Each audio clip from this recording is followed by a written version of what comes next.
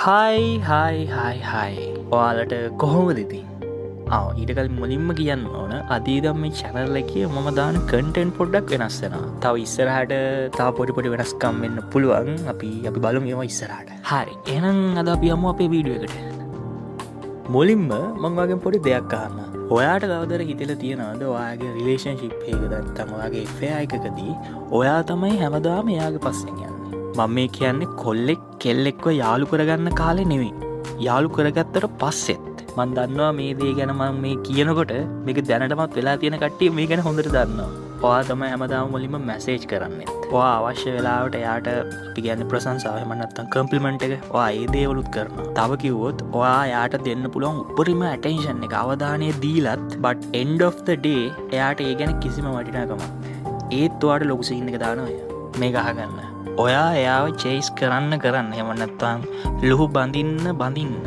එයාගේ self ego එක ඔටෝම වැඩි වෙනවා. ඒකේ තේරුම එයා තව ඔයාට සීන් දාන එක වැඩි වෙනවා. එතකොට පොඩ්ඩක් හිතලා බලන්න කවුද වැරද්ද කරලා තියෙන්නේ.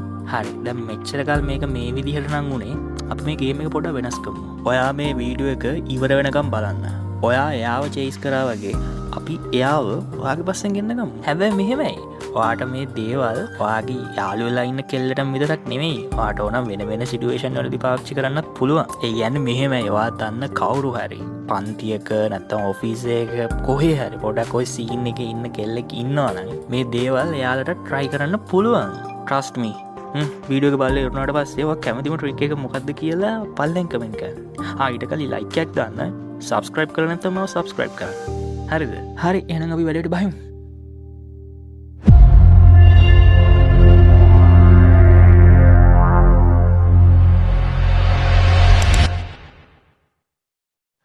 Number 1. Tease her. හිතන්න මෙහෙම. ඒක පාටි එකක්. එයා යනවා ලස්සන රතු පාට ෆ්‍රොක් එකක් ඇඳගෙන. එතකොට මොකද්ද වෙන්නේ? හැමෝම එයාට ප්‍රශංසා කරන්න පටන් ගන්නවා.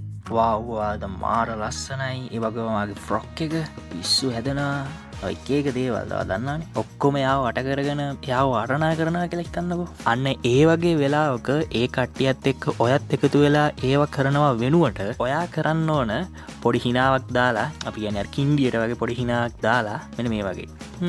අද ෆ්‍රොක් එකත් එච්චර අවුලක් නෑ. හැබැයි මම කැමති අර වගේ කළු පාට ෆ්‍රොක් එකට. ඊළඟ වතාව ඒකාදී. මේක සමහර විට නිකම්ම වචන ටිකක් වෙන්න පුළුවන්. හැබැයි අර වගේ ලොකු ඊගෝ එකක් තියෙන කෙල්ලෙක්ට කට්ටියක් ඉස්සරහා ඒ වගේ වෙනස් දෙයක් කිව්වහම ඒක එයාට වෙනස්ම විදිහට දැනෙනවා. ඒ සිටුේෂන් එකේදී එයාව වට කරගෙන හිටපු ඔක්කොම එයාව විතරක් අගය කර හිටියේ. එතකොට ඒ අවස්ථාව එතන තියෙන්නේ එයාගේ පාලනයක්. කෙල්ලෝ කොල්ලෝ ඔක්කොම එයා වට කරගෙන යාට දෙන්න පුළුවන් උපරිම කම්ප්ලිමන්ට් එක දීදී හිටියේ. බට් ඔයා ඒක වෙනස් කරා. ඔයාක පෙරළුවා. මේව සරල නැහැ. ඒ වගේ දෙයක් වුණාම අර වගේ කෙනෙක්ට වදින්න ඕන තැනට හොඳටම දැනෙනවා. ඒ කියන්නේ අපි කියන්නේ බොක්කටම වැදෙනවා. සමහර විට ඊළඟ වතාවේ එයා ඇත්තටම කළු පාට ෆ්‍රොක් එකක් අඳන් ඉන්නකොට ඔයා වැඩි පුදුම වෙන්න යන්න එපා. Never get jealous of other men. හරි ආපෝසරයක් ඔයා හිතින් මවා ගන්නකෝ එහෙනම් තව පාටි එකක්. අනේ පාටි එකේදී ඔයාගේ ගර්ල් තව කොල්ලෙක් එක්ක දැන් හොඳට hina වෙවි කතා කර ඉන්නවා. ගොඩක් කොල්ලෝ මාර විදිහට බය වෙන තැනක් මෙතන. හැබැයි ඉතින් ඒකේ වරදකුත් නැහැ. මොකද දන්නානේ අපේ අනිත් පුතාලගේ හැටි උන් බලන් ඉන්නේ කොහොම හරි එකක් දාගන්න. ඒ වගේ වෙලාවල් වලදී අපේ කොල්ලෝ කලබල වෙනවා ටික. ඊට පස්සේ වෙන්නේ අනවශ්‍ය විදිහට හැසිරෙන්න ගන්නවා. අපි කියන්නේ ඕවර් ඇක්ටිං දඟලනවා. ඒක දකින කෙල්ල හිතනවා මූට නම් මන් නැතුව බෑ තමයි. මූ ටික වෙලාවෙ මං කොල්ලෙක් එක්ක ඉන්නවා දැක්කේ මූ කලබල වුණා. එතකොට මොකද වෙන්නේ? ඒ ගර්ල් තව උඩ යනවා. තව ඊගෝ එක වැඩි වෙනවා. හැබැයි ඔයා හැම කරනවද? නෑ ඔයා හැම කරන්නේ නැහැ. ඔයා ඒ වෙනුවට කරන්නේ stay calm, relax with maybe even small smile. ඔයා දන්නවද? ඒ සංසුන් බවම තමයි ඔයාගේ ඒ වෙලාවේ තියෙන ඒ ගර්ල් හිතන්න සලස්වන්නේ. ඒ කියන්නේ මෙන්න මේ වගේ දේවල්. ඇයි මෙයා කලබල වෙන්නේ නැත්තේ? මෙයාට මාව ඕනේ නැද්ද? නැත්තම් මෙතන මන් දන්නේ නැති වෙන දෙයක් තියනවාද? ඒ කියන්නේ මෙයාට මාව එපාවත් වෙලාද? ඔයා දන්නවද මේ වගේ දේවල් එයාට වැඩිපුර හිතන්න පෙළඹෙව්වොත් ඕනනම් ඔයාට පුළුවන් එයාව පිස්සු වටවන්න. Number 3. Don't say I love you. මේ මොකද්ද බං මූ මේ කිව්වේ? ඌට වැරදුනාද කියලා ඔයාට හිතුණාද? නෑ. ඒක එහෙම නෙමෙයි බං. මෙහෙමයි. ඇත්තටම හොඳ කෙල්ලොත් ඉන්නවා. අන්න ඒ වගේ කෙල්ලෙක්ට ඔයාගේ ඇටෙන්ෂන් එක, ඔයාගේ කෙයාරින් එක, I love you කියන එක ඒ දේවල් කරන්න ඕන. ඒව අනිවාර්යෙන් කරන්න ඕන දේවල්. නැත්තම් ඒ ගර්ල් පව්. මොකද ඔයා වෙනුවෙන් එච්චර එයා ඉඳලා ඔයාට අර වගේ දේවල් ටිකක්වත් එයාට කරන්න බැරි නම් ඔයා වැඩක් නෑ. ඒත් දැන් මම මෙතන කතා කරන්නේ යාලා ගැන නෙමෙයි. මම කතා කරන්නේ ලොකු සීන් දාන කෙල්ලෝ ගැන. ඊගෝ එකක් තියෙන කෙල්ලෝ ගැන. ඔය ලොකු සීන් දාන කෙල්ලොන්ට හැමදෙස්සෙම I love you කියාගෙන පස්සෙන් ගිහිල්ලා චාටර් වෙන්න එපා.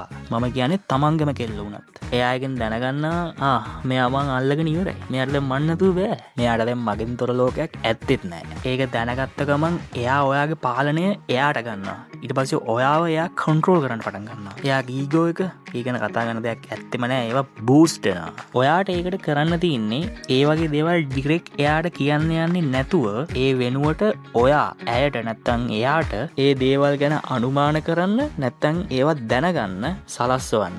නැත්තම් ඉඩ අරින්න. තව කිව්වොත් එයාට ඒ ගැන කල්පනා කරන්න ඉඩ දෙන්න. මෙයා මට දැන් ඇත්තටම ආදරේද? මොකද දවසින් එක කිව්වෙත් නෑ. අද සමහර විට කියයිද? මම අර උඩ කරුණකදී කිව්වා වගේම මේ වගේ දේවල් එයාලා හිතන්න පටන් ගත්තාම එයාලා පිස්සුවෙන් මේ දේවල් ගැන හිතනවා. එයාලටවත් නවත්ත ගන්න බෑ. එතකොට එයාලා යාර ඊගෝ කියන මහලොකු දේවල් ඒවා කැලේ. මතක තියාගන්න. ඔයා අඩුවෙන් එයාගේ පැත්තට පුෂ් කරන තරමට එයාට ඕන වෙනවා ඔයාගේ පැත්තට ක්ලෝස් වෙන්න. Maintain a cool demeanor. කවදාවත් ඔයා එයාට ඉවරයක් නැතුව ප්‍රශංසා කරන, අගය කරන, හොඳ කියන කෙනා වෙන්න එපා. තව කිව්වොත් ඔය ලොකු සීන් දාන කෙල්ලොන්ගේ දුකහන අයියා කෙනෙක් නම් වෙන්න එපා. මොකද ඒවත් දැනටමත් එයාට අනිත් අයගෙන් එයා ඒවා අහලා තියෙන්නේ. නැත්නම් එයාට ඒවා ලැබිලා තියෙන්නේ. හැබැයි ඒ වෙනුවට ඔයාට කරන්න පුළුවන් වෙන දෙයකට. මං කියන්නේ එයාගේ වෙන දෙයකට ඔයාට ප්‍රශංසාවක් දෙන්න. පොඩි කම්ප්ලිමන්ට් එකක් දෙන්න. මතකද අපි පළවෙනියටම කතා කරපු ට්‍රික් එකේම අනිත් පැත්ත තමයි මේක. ඔයාට පුළුවන් එයාගේ ක්‍රියේටිවිටි එකට නැත්නම් එයාගේ නොලෙජ් එකට ඒ වගේ දේවල් වලට ඔයාට පුළුවන් එයා වගේ කර. ඒ කියන්නේ සරලව කිව්වොත් ඔයා පෙන්වන්න ඕනේ එයාට අනිත් අය නොකරන දේවල්, නොපෙන්වන දේවල් ඔයා එයා වෙනුවෙන් ඉඳලා හිටලා හරි කරනවා කියලා පෙන්වන එක. ඔයා රාමුවේ පිට හිතන්න පුරුදු වෙන්න. කොටින්ම කිව්වොත් ඔයා එයාට ඒත්තු ගන්නවන්න ඕන ඔයා වෙනස් කෙනෙක් කියලා. තව කිව්වොත් ඔයාගේ සංසුන් බව සහ ඔයාට ඔයාගෙනම හොඳ සෙල්ෆ් කන්ට්‍රෝල් එකක් තියනවා කියලා මොකද්ද? එයාට දැනෙන්න දෙන්න ඕන. අන්න එතකොට තමයි එයාට තේරෙන ගන්නේ වාර නිකන් අනික් කට්ටිය වගේ නෙමෙයි. ඔයාගේ පොඩි වෙනසක් තියෙනවා කියලා. ඊට පස්සේ එතනින් ඉවරද? නැහැ. ඊට පස්සේ තමයි එයා ඔයාගේ පස්සෙන් එන්න පටන් ගන්නෙ. Number 5. Look at other women. මේක නම් ඉතින් අපේ කොල්ලොන්ට අමුතුවෙන් කියන්න ඕනේ නෑ නේ. නෑ මේක අහන්නකෝ. හරි. අපෝසරයක් වුණ හිතන්න පටන් ගන්න. හරිද?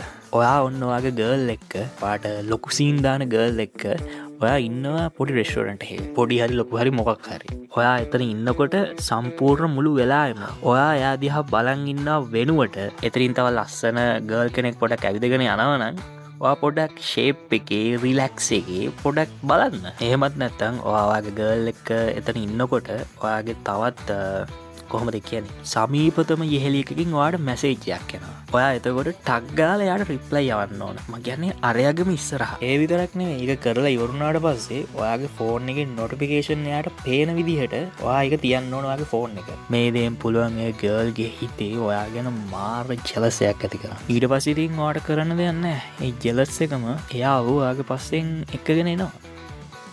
Number 6. Final එක. Don't text her all the time.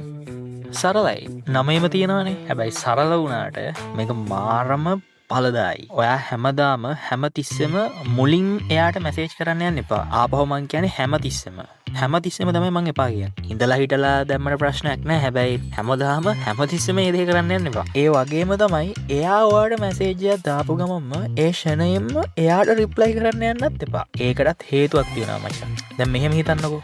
එයා එහෙම නැත්නම් ඒ ගර්ල් ඔයාට උදේ මැසේජ් එකක් එවනවා. හැබැයි ඔයා ඒක දැකලත් ඒකට ඒවල රිප්ලයි කරන්නේ නැතුව පැය ගානකට පස්සේ ඔයා ඒකට රිප්ලයි කරනවා. ඔයා දන්නවද ඔයා පරක් වෙලා ඔයාගේ රිප්ලයි එක යවනකම්ම එයා බලන් ඉන්නවා කියලා. අඩුම තරමේ එක පාරක් හරි එයා මේ වගේ හිතනවා. ඇයි වෙනද මෙයා මට රක් කාලා රිප්ලයි කරාට අද බරක් වෙන්නේ. අන්න ඒ වගේ එක පාරක් හරි නිකමට හරි එයා හිතනවා. අපිටත් ඕනේ දේනේ. එයාගේ ලොකු සීන් පොඩක් අඩු කරලා ඔයා ගැන හිතන්න පොළඹවන එකනේ. අන්න ඒ දේ ඉබේම වෙනවා. ඉතින් මේ ගේම් එක පෙරලලා එයා ඔයාගේ පස්සෙන් ගෙන ආපු ට්‍රික් ටික තමයි මේ. තව ඕන තරම් දේවල් කියන්න පුළුවන්. හැබැයි මේ වීඩියෝ එක දික් කරනවා. අන්තිමට මට මෙහෙම දෙයක්ත් හැබැයි කියන්න ඕන. සමහර විට කාට හරි හිතෙන්න පුළුවන් මේ දේවල් ඇහුවට පස්සේ මම මාව ටිකක් රළු. ඒ කියන්නේ අපි කියන්නේ රූඩ්, තව කිව්වොත් ටෆ්. අපි කියන්නේ අර තද මිනිස්සෙක් කරන්න හදනවා කියලා. ඒත් ඇත්ත ඒක නෙමෙයි මචං. මේක ඇවිල්ලා ඔයාගේ ජීවිතේ වටිනාකම නැත්නම් ඔයාගේ වැලියුස් ඉන්ක්‍රීස් කිරීමක්, ඔයාගේ ජීවිතේ කොන්ෆිඩන්ට් එක වැඩි කිරීමක් කිරීමක් සහ ඔයා සමූහය අතර ඉන්න තවත් එක නිකම්ම එකක් කොල්ලෙක් නෙවෙයි කියලා පෙන්නන්න හදන පුංචි උත්සාහයක්. හරිද? ඉතින් මම වීඩියෝ එක ගැන මොකද හිතන්නේ? හිතන ඕනම දෙයක් පල්ලෙන් කමෙන්ට් කරන්න. මම කලින් කිව්වා වගේ ඔයා කැමතිම ට්‍රික් එක මොකක්ද කියලා අපිට දාන්න කමෙන්ට් එකක්. වීඩියෝ එක හොඳයි නම් ලයික් එකකුත් දාන්න. සහ මේ වගේ වීඩියෝස් වලට ඉස්සරහටත් බලාගන්න ඕනේ නම් මාව subscribe කරන්න. ඕකේ එහෙනම් ඊළඟ වීඩියෝ එක අරන් යනකම් ඔයාලා හැමෝටම see you again. Bye.